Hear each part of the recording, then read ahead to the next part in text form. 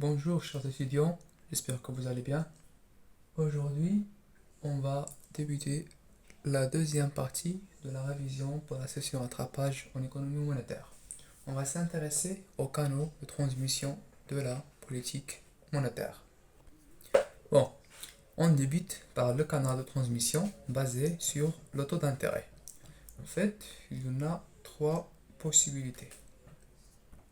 La première possibilité est un petit peu triviale. Si l'investissement augmente,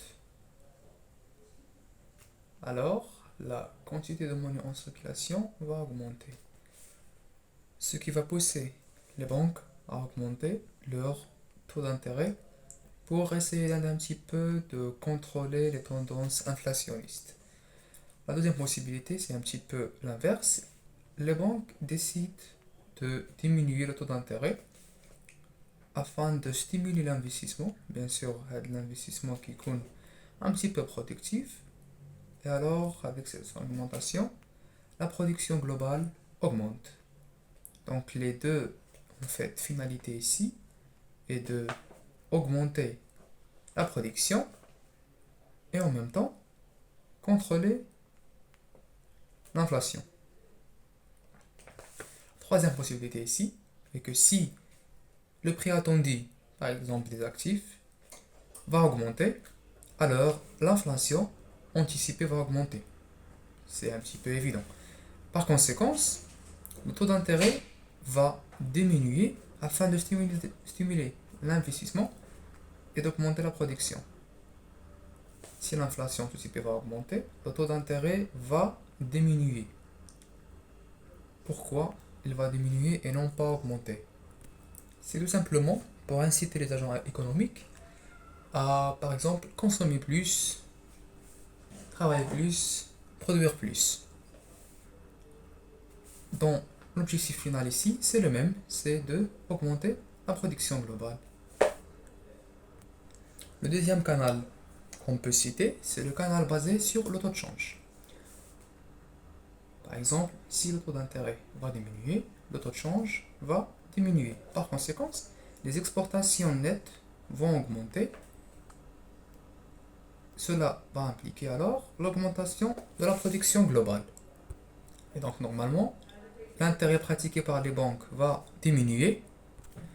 Et alors, le taux de change va diminuer. Le taux de change, c'est le taux de change de la devise, par exemple, l'euro avec le dirham marocain. Si le taux de change de cette paire de devises va diminuer, naturellement, les exportations nettes du Maroc vont augmenter. يعني القيمة ديال l'euro خفضت مقابل القيمة ديال الدرهم. Si c'est le cas, le Maroc va exporter plus de produits vers l'Europe. Bien sûr, cela va logiquement augmenter le niveau de production globale. Non, le troisième canal, c'est le canal basé sur le coefficient de J-Tobin. C'est un coefficient boursier en fait, qui égale la valeur boursière de la société ou bien de l'entreprise, on peut dire, sur le coût du renouvellement de capital. En fait, le coefficient de Tobin, Q, peut être soit supérieur à 1, soit inférieur à 1. S'il est supérieur à 1, on s'intéresse à cette partie-là, par exemple, le prix attendu des actifs, ou bien plutôt juste le prix des actifs va augmenter, alors le coefficient boursier de Tobin va augmenter. Le coefficient de Tobin va augmenter et sera forcément supérieur à 1. Pourquoi? Si le coefficient de Tobin est supérieur à 1, alors la valeur boursière sur le coût de renouvellement est كبر من 1. Et donc la valeur boursière تكون كبر من le coût du renouvellement. Cela va pousser l'entreprise à augmenter son capital. Par conséquent, elle va la pousser à investir.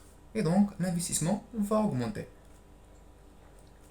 Ce qui va produire une augmentation du produit global Y. Dans le cas inverse, si Q diminue, alors l'investissement ne va pas augmenter, forcément. Donc le produit global ne va pas augmenter forcément. De même, il y en a un effet de richesse qu'on peut s'intéresser à. Par exemple, si le prix des actifs PA, ici c'est prix d'actifs et non pas prix attendu, PA augmente, alors la richesse totale va augmenter. Donc, la consommation des agents économiques va augmenter.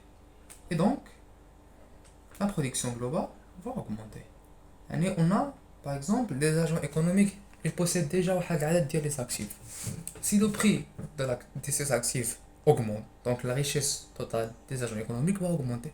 Par exemple, un agent a, par exemple, 120 actifs avec une valeur totale de 500 000 dirhams, par exemple. Leur prix va augmenter. On aura toujours 120 actifs, mais cette fois-ci, ça sera 560 000 dirhams. Donc, la richesse de l'agent économique a augmenté, ce qui va lui pousser à consommer davantage. Consommer davantage, je m'excuse. Et alors, la production globale, ou bien le revenu global, si je peux dire, va augmenter.